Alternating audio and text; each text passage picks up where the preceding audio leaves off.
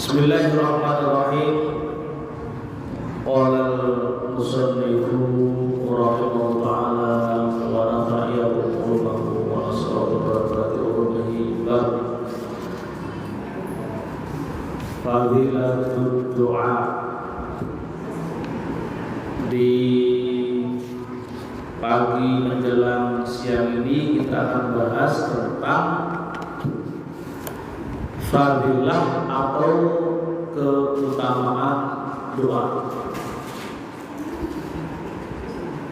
Biasanya kita doa kapan? Rata-rata. Gak pernah doa?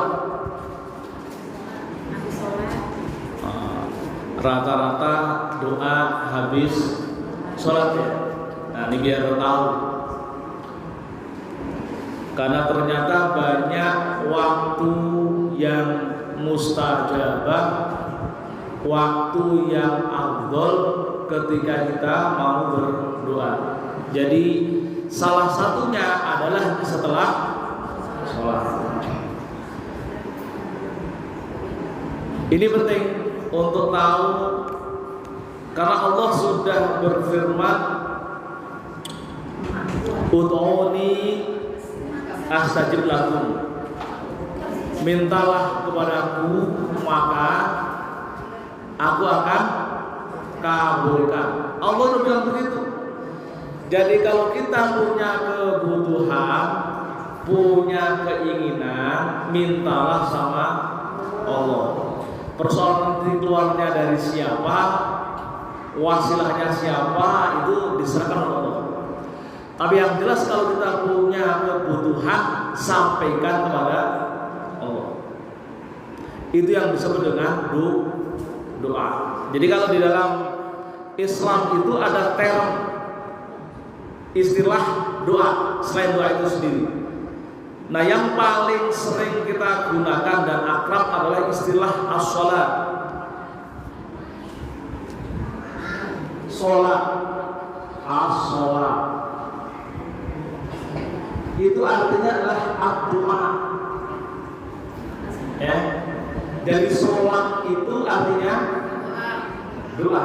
Jadi kalau kita sholat sebenarnya dari Allahu Akbar sampai Assalamualaikum isinya doa semua. Makanya doa yang paling afdol itulah doa dalam bacaan sholat. Maka ada yang berkeyakinan untuk apa zikir, wirid dan doa setelah sholat? Karena seluruh doa itu, seluruh bacaan dalam sholat itu adalah doa. Ada begitu. Pada seluruh bacaan dalam sholat itu adalah doa. Maka setelah zikir, setelah sholat, setelah salam tidak perlu zikir. Ini pendapat ya. Tapi ada yang mengatakan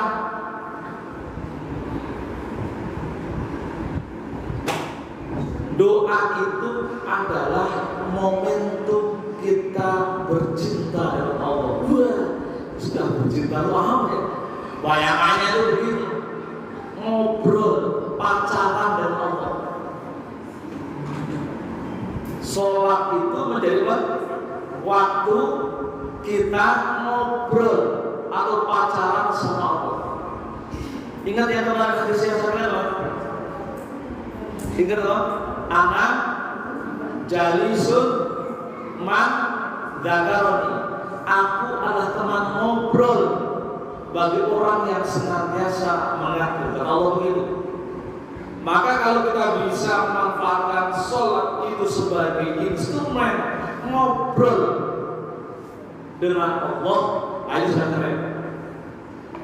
Jadi gini, kalau kira-kira kalau ibu-ibu ini ketika melaksanakan sholat alasannya apa? Kewajiban. Kenapa takut menegakkan sholat? Takut dosa. Itu namanya cara beribadah levelnya anak SD. Kan itu ya? Jadi kalau kita ibadah masih takut dan masih berharap ke surga, takut sama neraka. Itu ibadahnya seperti anak SD, minta balasan. Maka Kristus pernah berkata, apa lagunya? Jika surga dan neraka tak pernah ada. Saya mau ingat itu aja. Saya itu akankah kau menyembah? Kan itu dia. Itu kan pertanyaan. Itu dalam sekali lagu. Kira-kira kalau surga tidak ada, neraka tidak ada, masalah tidak ada itu. Enggak. Malah ngapain saya sholat, surganya tidak ada, kan gitu ya. Kan gitu. Makanya itu sholatnya, ibadahnya anak kecil. Karena beribadah atau melakukan sebuah kebaikan berharap balasan. Level itu berharap balasan. Maka sholat nanti kalau menaikkan sholat yang baik adalah ketika kita sudah menaikkan level sholatnya, sholat sebagai instrumen kita ngobrol sama Allah. Ngobrol itu kadang berkeluh kesah, kan itu curhat. Kadang curhat, pas sedih, pas nangis. Ada nggak pernah sholat sama nangis? Ya sebentar. Bukan sholatnya, kalau ini tidak usul makan ampun. Ya itu masih sholatnya anak. Nah kalau sholat sudah seperti itu, sudah naik level kita. Nanti setiap orang punya rasa yang berbeda-beda. Ada yang sholatnya gaspol, Allah Akbar, jeglit, menculut, pokoknya ceplok. 2 menit selesai, itu lumayan 2 menit selesai. Setengah menit selesai. Ada begitu, Allah Akbar.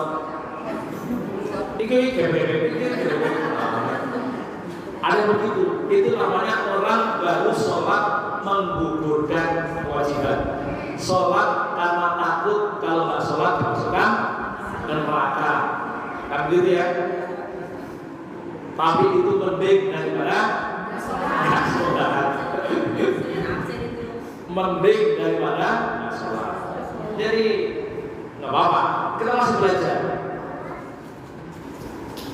Maka orang-orang yang sholat itu sudah menerjemahkan ke level doa itu karena seluruh bacaan dalam sholat doa, meskipun hanya bacanya Subhana Rabbiyal Azim. Apa dia Subhana Rabbiyal Azim? Maha suci Allah, Tuhanku yang paling aku, azim itu aku. Kan tasbih itu baca tasbih ketika rukuk. Tasbih itu mensucikan. Itu sudah doa yang kandungannya luar biasa. Oh kita membaca Alhamdulillahirabbil alamin. Itu udah doa. Apa dia Alhamdulillah? Segala puji bagi Allah. Apa? Tuhan semesta. Itu Allah sudah bilang, hambaku memuji. Allah lihat ternyata bisa. Alhamdulillahirabbil alamin. Hambaku memuji. Ar-Rahmanir-Rahim. Hambaku menurut aku Maha penyayang dan pengasih. Aku kasih itu. Padahal cuma nyebut Ar-Rahmanir. Makanya kalau sholat itu yang paling afdal baca Fatihahnya satu-satu. Meskipun mau nyambung juga boleh. Bisa kayak raweh, Alhamdulillah boleh. Itu kan nyambung, nggak jelas. Yang paling bagus kalau ini adalah satu-satu. Alhamdulillahirabbil alamin. Karena Allah hamidani abdi. Sampai Ar-Rahmanir Rahim. Allah pun jawab, hambaku memujiku sebagai zat yang maha pengasih dan maha penyayang. Dijawab terus setiap saat. Maliki yaumiddin, jawab Iyyaka na'budu wa iyyaka nasta'in. Dijawab lagi, hambaku butuh sama. Semua begitu dijawab. Tapi kalau misalkan baca Bismillahirrahmanirrahim, apa ya? Minta apa ya? Kan begitu.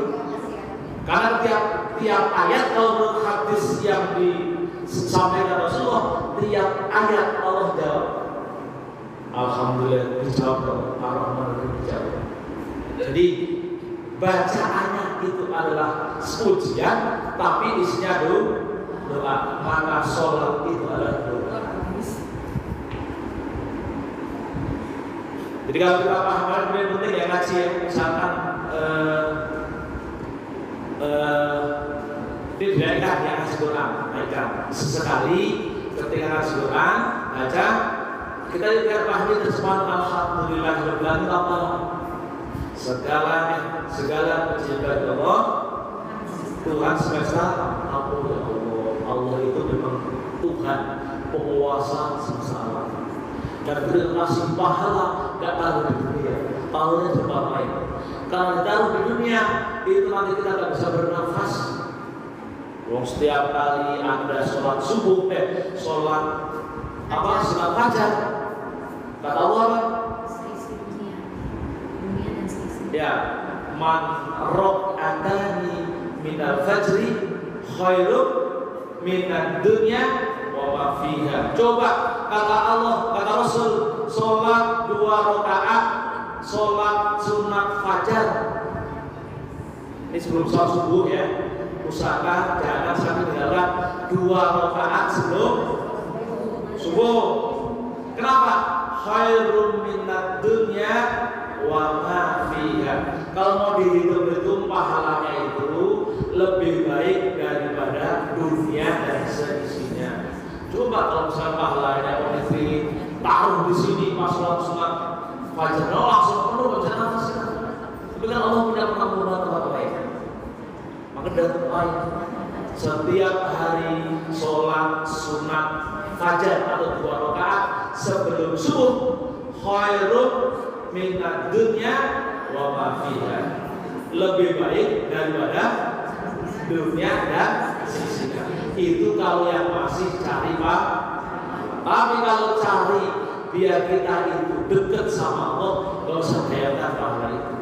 Karena khawatirnya kalau ngitung bahayanya, wah saya udah punya banyak pahala, kemarin sholat, sebulan sholat terus, udah banyak besok gak sholat itu bahaya. Karena ngitung-ngitung pahala, besok tidak sholat. Jadi kalau udah merasa banyak, naikkan levelnya. Sholat apapun niatnya adalah taqarrub ilallah, mendekat sama Allah. Nah, instrumennya naikkan doa. Sekarang ke doa yang spesifik. Jadi biasa kita habis sholat itu kita harus tahu banyak waktu-waktu yang mustajab untuk doa, tidak hanya setelah sholat, tapi memang waktu yang paling mustajab. Salah satu waktu yang mustajab itu adalah setelah sholat. Ada waktu lain.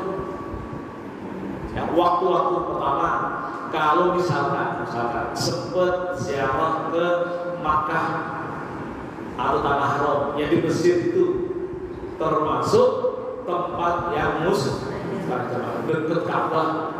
Makanya orang kenapa pengen umroh, kenapa pengen haji? Karena setiap kali satu kali ke tanah Mekah itu dapat 120 kebaikan. 120 sholat ketika bareng dengan imam itu dapat 60 bareng dengan imam jamaah. Melihat Ka'bah dapat 20. Tawaf, menyempatkan tawaf dapat 40. Nah ini biasanya nih orang yang kuat habis sholat lalu kemudian tawaf karena dapat 160 kebaikan. Belum sholatnya di dalam masjid. Sholat jamaah itu nilainya di masjid bareng imam itu dapat 100.000 pahala. Nilainya satu kali sholat sama dengan 100.000 kali. Itulah kenapa orang pada sering pengen umroh, pengen haji. Tapi ngaji hari ini di sini lebih besar pahalanya daripada meskipun tidak dipanggil haji, ya, karena satu kali ngaji apa maknanya? Haji tamrin itu aja ngaji, ya ngaji cari ilmu, ya dari majelis ilmu dimanapun keluar dari ruang itu adalah haji tam. Ya kalau haji tam tidak dapat pahalanya mana? Pahala umrohnya dapat hajinya macam-macam. Nah, jadi pertama waktu mustajabah sholat doa habis sholat fardu yatim. Makanya orang baik usahakan apa namanya? Baca doa setelah sholat. Terutama mendoakan orang tua. Kan gitu. Kalau orang tua yang sudah meninggal itu berharap pada doa yang kita semua sebagai anak cucunya. Ingat doanya. Yang minimal Rabbil firli wa walidayya warhamhuma. Syukur-syukur doa ini dijadikan zikir. Doa wajib jangan ditinggalkan. Ini sudah ketika orang tua sudah meninggal, sudah 10 tahun sudah lupa kita biasanya. Doa seingatnya, doanya ketika mau ruahan, ya, apalagi biasanya yang kayak gitu ruahan, atau kalau pas arisan, arisannya kalau lagi pimpin tahunnya lagi nggak buru-buru, apa yang ketika sudah tidak punya daftarnya sudah punya ilah hadrati jamil muslimin wa muslimah gitu kan.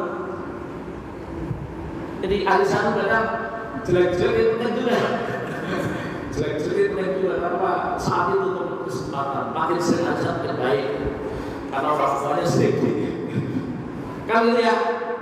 Jadi usahakan doa pada orang tua jadikan zikir. Jadi kalau dulu guru-guru saya sudah begini, setelah salam ya kanan diri baca Rabbil firli wa walidayya warhamhuma 3 kali. Baru kemudian itu jadikan zikir. Takutnya ketika pas baca doa lupa. Jadi kalau kita jadikan zikir otomatis tidak akan lupa. Jadi jadikan zikir. Jadi sebelum wirid setelah sholat astagfirullahaladzim la aladzina qayyum wa ulai sebelum itu baca dalam batin atau siranya berbudi 3 kali. Jadi menjadikan doa kepada orang tua sebagai zikir takut lupa. Karena itulah orang tua kita mengandalkan doa tersebut. Kalau kita sebagai anak nggak pernah mendoakan, itu kita termasuk anak yang pelit sekaligus durhaka. Sudah sekian lama diasuh dididik, kok hanya untuk baca doa saja kan? Bisa ya. Jadi jangan sampai tinggalkan itu. Di waktu doa itu, jadi harus bisa pilih waktu-waktu yang mulia. Pertama adalah habis sholat 5 waktu. Yang kedua di tempat haram, Masjidil Haram. Kalau pas haji di Yaum Arafah, itu kalau pas haji. Lalu Ramadan, yang ketiga Ramadan yang kemarin. Ramadan banyakin doanya. Masalah qabul tidak qabul itu urusan Allah. Ya, karena doa itu akan dikabulkan, semua itu akan dikabulkan Allah, keyakinan kita. Ada ketentuannya. Ingat, nanti ada adabnya. Doa itu ketika doa kita harus yakin kalau doa kita diterima. Tapi nanti dulu ya, nanti. Kita cari dulu tempat-tempatnya. Yang ketiga, yang keempat, doa di hari Jumat. Nah, hari Jumat itu mulai Kamis maghrib ketika terbenam matahari sudah masuk hari Jumat. Maka disitulah termasuk Yaumul Haram, termasuk hari yang dimuliakan malam Jumat itu. Maka di sebagian masyarakat kita setelah maghrib baca Yasin, itu adalah dalam rangka apa? Memanfaatkan hari-hari mulia. Cuman salahnya kita kenapa jadi hari Senin ya? Itu kira-kira riwayatnya siapa? Kalau kita ngaji hari Senin, riwayatnya siapa itu? Gak ada riwayatnya itu. Kalau mau afdol, ambil Kamis malam Jumat. Jadi pas malam Jumat itu sudah masuk disebut hari Jumat, ya. Jadi kalau mau ambil itu, maka yang benar bapak-bapak setiap malam Jumat ngajinya, karena salah satu waktu yang mulia. Ya akhirnya kalau misalkan ngajinya kok hanya di hari Minggu atau hari Senin, hari Senin Komariah ya. Kalau Minggu malam Senin itu sudah hari Senin. Minggu malam Senin itu sudah hari Senin. Ya berarti malam Jumatnya doa masing-masing. Kita manfaatkan setiap malam Jumat, gunakan untuk berdoa. Jadi kira-kira kenapa itu masuk dari yaum yang afdol? Disitulah kira-kira perumpamaannya permintaan kita semua ditunggu. Nah, kira-kira ditunggu. Siapa yang minta? Yang terakhir adalah waktu sahur.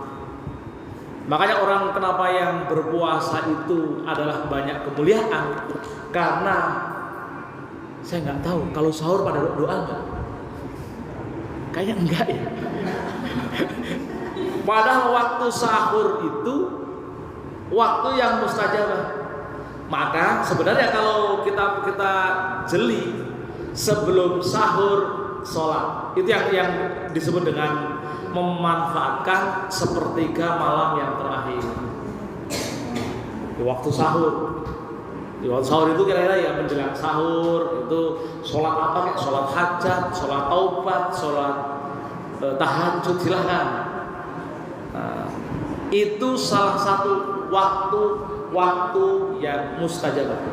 Mintalah saat itu. Ya. Nah, kalau di dalam firman Allah itu wabil asharihum yastaghfirun, dan di waktu-waktu sahur mintalah kalian ampun kepada kita. Sebagai muslim itu harus selalu merasa banyak dosa, ya. Maka kalau sudah merasa banyak dosa, merasa malu berhadapan dengan Allah, karena malu maka akan selalu menundukkan dengan khusyuk meminta ampunan pada Allah. Nah, lalu yang perlu diketahui juga adalah momentum yang kita harus juga bisa manfaatkan. Di luar waktu-waktu itu ada tempat-tempat yang spesifik yang juga mustajab. Yang pertama adalah ketika turun hujan. Ketika turun hujan, makin deras, makin makin nyambung ke Allah itu cepat. Karena hujan, kenapa hujan juga disebut rahmat? Karena saat Allah menurunkan rahmatnya, termasuk orang yang berdoa ketika waktu hujan. Cuma kalau kita pas hujan, inanya apa ya? Tidur, tidur, narik selimut. Wah, udah paling asing begitu, kan gitu ya? Itu. Jadi usahakan kalau tahu hujan, pas hujan, terbersit dalam hati, sampaikan doa kepada Allah. Minta. Yang kedua itu adalah antara waktu adzan dan iqamah. Adzan dan makanya kalau orang dulu tuh, ini juga kita kadang-kadang sering kebalik ya. Kalau orang dulu, seingat saya, sholawatan itu dibaca setelah adzan mau iqamah. Saya nggak tahu di sini kenapa sholawatannya sebelum adzan. Kan gitu tuh. Kalau dulu ya saya ingat saya di kampung saya juga masih begitu. Sholawatannya itu setelah adzan, sebelum. Ingat bacaan sholawat itu juga adalah doa. Kan gitu ya. Makin banyak bersholawat sama dengan makin banyak berdoa. Nah ini kebalik kita. Bukan kebalik. Tidak sesuai dengan atau tidak pas, ya boleh aja, itu boleh aja. Yang paling afdal manfaatkan setelah apa? Setelah adzan, sebelum qamah. Nah, yang kemudian yang juga dimanfaatkan adalah wahalatis sujud, ketika sujud. Ketika sujud, gerakan kalau pahala baca doa atau baca Quran atau dari gerakan sholat, itu yang paling banyak pahalanya adalah ketika berdiri. Yang paling besar pahalanya. Makin lama berdiri makin bagus. Cuman kalau di sini sholat lama berdiri, ditinggalin jamaahnya. Kan gitu ya. Sholat tarawih udah tahu bacanya bismillahnya aja. Bismillahirrahmanirrahim. Wah, tarawihnya baik lama. Udah enggak jadi deh. Padahal kalau mau hitung-hitung pahala dari bacaan sholat itu, yang paling besar adalah ketika berdiri. Tapi yang dianggap waktu yang paling dekat dengan Allah ketika sujud. Ya, waktu yang dekat dengan Allah adalah ketika sujud. Maka saat itu ketika sujud, manfaatkan untuk berdoa. Nah, ini doa kita aja kan punya beda-beda nih level kita. Kalau doanya itu masih butuh duit, masih bilangnya ya Allah berilah hamba beri rezeki. Itu kalau masih butuh duit, kan gitu masih gitu ya Allah saya ini belum bayar kontrakan. Nah, itu memang levelnya begitu. Kan gitu ya Allah besok makan apa, suami saya hari ini nganggur nggak dapet job. Itu masih, tapi nggak apa-apa. Doa begitu tidak apa-apa. Tapi ingat nih, kalau dalam sholat jangan sekali-kali menggerakkan lidah membaca doa dengan bahasa non Arab, batal. Pas sujud lama-lama minta beras, ya itu batal. Ya, kelamaan minta macam-macam, minta beras, minta bayar kontrakan, kalau saya sering ngomong. Jadi kalau mau memintaan nggak bisa berbahasa, cukup di hati, cukup di batin. Sujud lama, ngapain sujud lama banget? Oh kalau mintanya nggak apa-apa, memang itu dianjurkan minta. Tapi ada doa yang paling pendek. Kalau orang sudah nggak butuh uang, doanya kan paling pendek apa? Allahumma hasibni hisaban yasira. Allahumma hasibni hisaban yasira. Ya Allah, artinya ya Allah, hisablah, bukan hisab nyedot, bukan ya. Nanti hisab nyedot, bukan. Hasib itu ya Allah, nanti kalau pas ngitung-ngitung kekayaanku di akhirat nanti, jangan lama-lama, tapi hitunglah dengan cepat. Allahumma, itu maksudnya. Kan pernah dengar yang cerita tukang kayu kan ya, yang kampak itu ya, satu kampak aja nanyanya sampai 7 hari nggak habis. Maka seringlah membaca doa itu, Allahumma hasibni hisaban yasiro. 3 kali cukuplah. Kalau jamaah mau punya imamnya masih lama, tambah lagi boleh, Rabbana atina fid dunya hasanah. Itu doa sebujakan, boleh gitu. Ya, tapi kalau misalnya lagi sendiri, boleh tuh minta yang tadi tetek bengeknya itu. Tapi ingat, kalau pakai bahasa non Arab, jangan digerakkan lidahnya. Karena kalau gerak lidahnya sama dengan dia mengucapkan, mengatakan atau mengatakan huruf, sama dengan ngomong, maka batal sholatnya. Apa yang udah sujud sebelahnya sujud, kamu gimana? Hai, batal. Kamu itu ngobrol. Ya, nah gitu ya. Kan kalau sholat, ada yang dulu di waktu kecil kan gitu ya, lama ngobrol itu imamnya lama ya. Ya, itu ya, itu yang penting itu. Poin yang penting.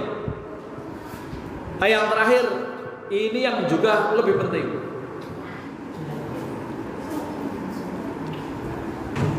Ayyud zimat du'a wa yuqinu bil ijabah. Ketika doa itu yakin doa itu akan diterima, maka tidak boleh kita berdoa, ya Allah, kalau saya ini doa baik, kalau saya ini pantas menjadi orang kaya, maka turunkanlah kekayaan kepadaku.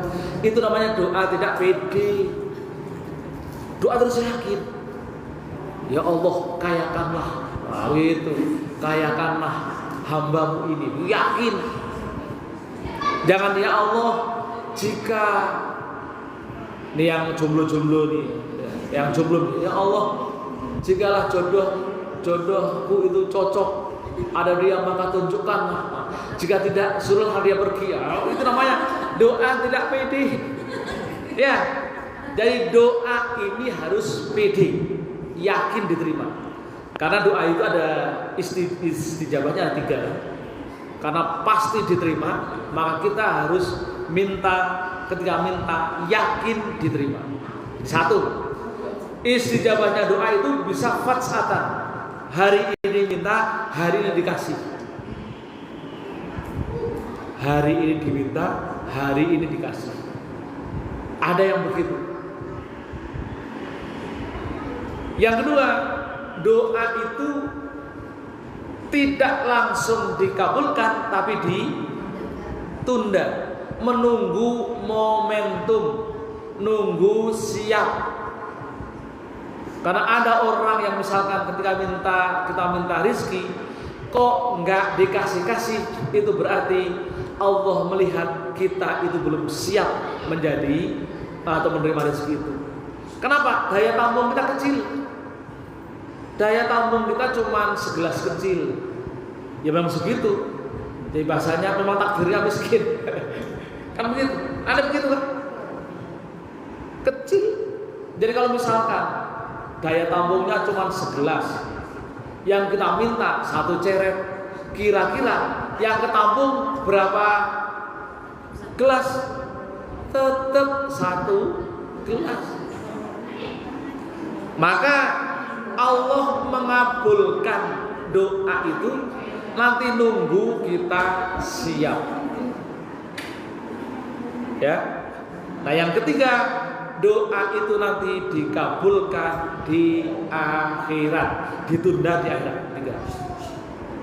Jadi kalau misalkan kita minta ampun pada Allah, insya Allah dikabulkan nanti di misalkan kita nanti dihisab, ditimbang dosa sama kebaikannya, itu nanti ya, oh kamu doa ya dihapus, dikurangi, akhirnya yang berat adalah kebaikan.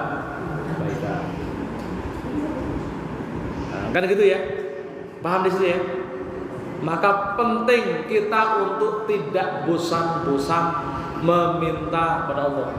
Makin banyak meminta, menunjukkan kita miskin di hadapan Allah, makin bagus. Kita menunjukkan di hadapan Allah sebagai hamba yang miskin. Ana fakirun ilallah. Kita itu adalah fakir di hadapan Allah. Ya, gitu ya. Nah, ada sebuah riwayat ini yang juga Ibrahim bin A'adham itu pernah berkata begini. Ada seorang sufi namanya Ibrahim bin A'adham. Ya Aba Ishaq, ini cerita dialognya. Hai Aba Ishaq, Inna Allah Ta'ala yaqul wa idza ud'uni astajib lakum. Hai Aba Ishaq, ini Allah berfirman, mintalah kepadaku maka aku akan kabulkan. Lakinnya wa nahnu nad'uhu mundu zaman. Tapi aku ini berdoa sudah sejak lama. Kan gitu ya. Fala yustajabu lana. Fama sabab. Aku udah doa semenjak dulu, diajari guru saya baca doa itu. Bahkan kalau ini saya doa pakai bahasa Indonesia. Tapi kenapa nggak dikabulkan? Apa sebab? Nah, ini sebab doa tidak dikabulkan. Ini ada 10. Ibrahim bin A'adham itu nyebut 10, tapi saya sebut 1 atau 2 saja. Yang sering hinggap pada kita adalah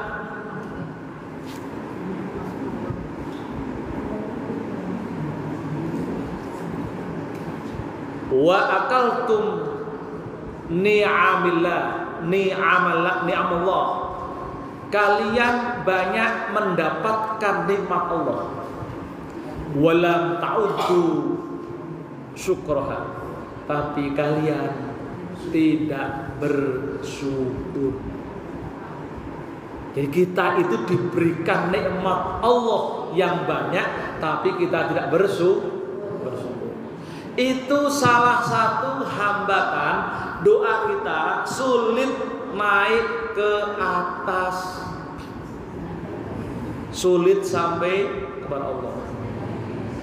Bagaimana Allah akan ngasih rezeki kepada kita sementara yang dikasih tidak pernah bersyukur. Kan sekarang persoalannya syukurnya itu gimana? Kan itu ya. Syukur ya Allah, syukur. Bukan begitu. Syukur. Bukan begitu. Ambil syukur lu, bukan begitu. Syukur itu salah satu tanda ciri orang yang bersyukur adalah menggunakan nikmat Allah di jalannya. Kan gitu ya. Jadi kalau misalkan paling rendah bersyukur itu dengan mengucapkan alhamdulillah. Suami pulang kerja ngasih walaupun 100.000, alhamdulillah. Juga sih, kok 100.000? Wah, udah ekspresinya, kok 100.000? Biasanya 500. Itu dah. Bersyukur. Berapapun rezeki yang sampai kepada kita, tetap alhamdulillah. Itu salah satu. Yang kedua, tadi mengalokasikan. Ya, syukur. Mungkin dikasih uang belanja sama suami buat beli baju. Kan gitu ya? Beli baju. Ya pakai buat ngaji dipakai. Jangan giliran ngaji pakai daster. dasternya udah tingkat 10 lagi ngeper, misalnya begitu kan? Ya pakai baju terbaik, sholat begitu juga dipakai untuk sholat. Itu juga bagian dari contoh bersyukur, menggunakan nikmat Allah dengan sebaik-baiknya. Kan itu ya, atau menggunakan nikmat Allah untuk tujuan-tujuan yang dijalani. Jadi wa akaltum ni'amallah walam tu'addu syukra. Jadi kita sudah banyak makan, kita sudah banyak mendapatkan nikmat Allah tapi tidak bersyukur. Pokoknya syukur itu penting.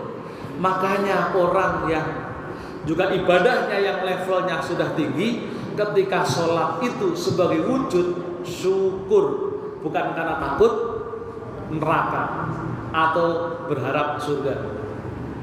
Kita sholat, kita syukur. Maka Rasul ketika ditanya, ya Rasul, engkau kan sudah dijamin oleh Allah masuk surga, pasti masuk surga. Apa jawabnya Rasul? Kenapa engkau yang dijamin masuk surga masih tetap sholat, masih berbuat baik? Apa jawabnya?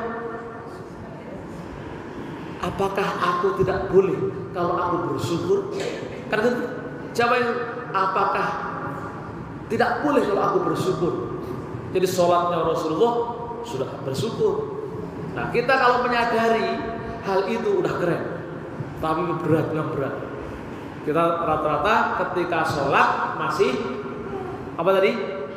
Masih berharap surga dan takut neraka. Terakhir satu lagi.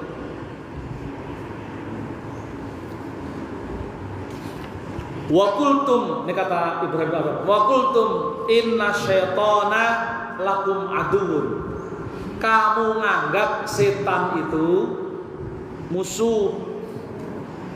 Wa faktumuhu, tapi kamu anggap musuh, tapi kita setuju dengan perbuatan setan. Kita menyetujui dengan perbuatan setan. Bisa dipahami nggak? Bisa dipahami? Kita tahu guru ngajarin kalau ngaji jangan ngobrol. Ujung-ujung baca ngobrol, kan begitu. Ada orang ngomong yang baik-baik, malah dipisuhi, apa gibahi, kan begitu. Kan senang, kita tuh gibah itu senang ya. Pokoknya kalau udah di warung, ini ikan, yang dipegang ikan, tapi yang diomongin orang lain, kan begitu. Kita tahu itu buruk, tapi tetap kita setuju dengan perbuatan setan, kan gitu. Ini nih ini aja, 2 aja ya, takutnya nanti kalau kebanyakan pada nggak nyangkol. Jadi yang menyebabkan sekali doa itu nggak diterima apa terus? Kita diberikan nikmat tapi tidak bersyukur.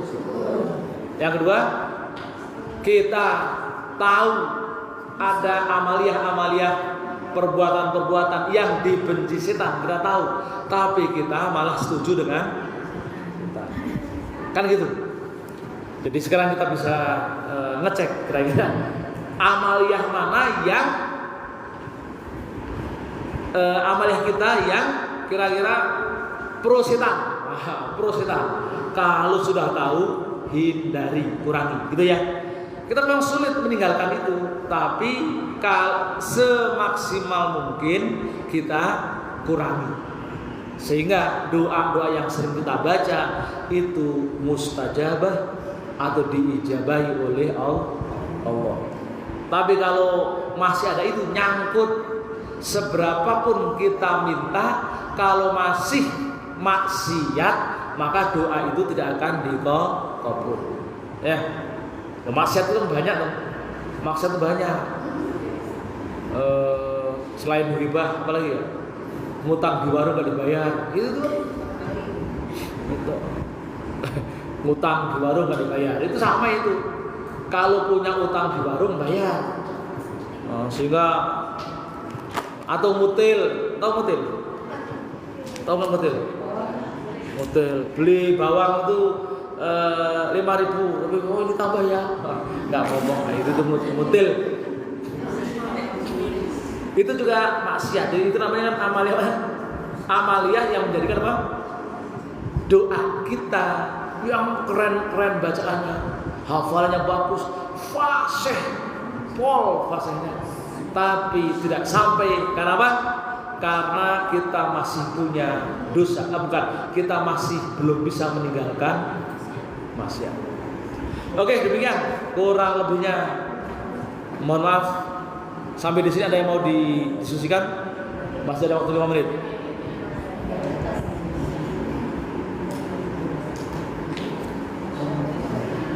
Cukup?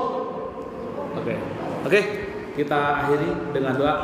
Sekali lagi kita mohon pada Allah, mudah-mudahan apa yang kita kaji pada hari ini pertama memang betul-betul bisa kita amalkan dan bisa kita lakukan sehingga bagian dari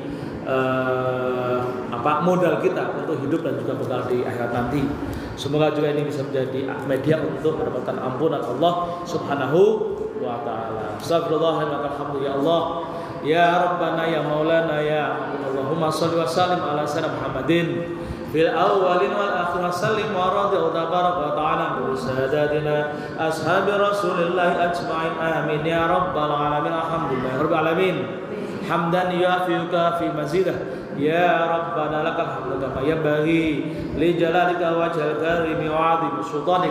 Allahumma ij'al jam'ana hadza jam'an marhuma wa tafarruqana tafarruqan ma'suma wa laysa ma'ana saqiyan aw mahruma. Allahumma rabbana zidna ilman nafi'a warzuqna fahman sahiha. Allahumma rabbana shrah lana sudurana wa yassir lana umurana wa hlul 'uqdatam min alsinatina yafqahu aqwalana. Rabbana zidna ilman nafi'a warzuqna fahman sahiha. Allahumma faqihna fid din wa 'allimna ta'wil. Allahumma rabbana atina fid dunya hasanah wa fil akhirati hasanah wa qina adzabannar. Wa sallallahu ala sayyidina Muhammadin wa ala alihi wa sahbihi wa barik wasallam. Subhana rabbika rabbil izzati amma yasifun wa salamun alhamdulillahi rabbil alamin. Taqabbalallahu minna minkum taqabbal ya karim. Kurang lebihnya mohon maaf. Assalamualaikum warahmatullahi wabarakatuh.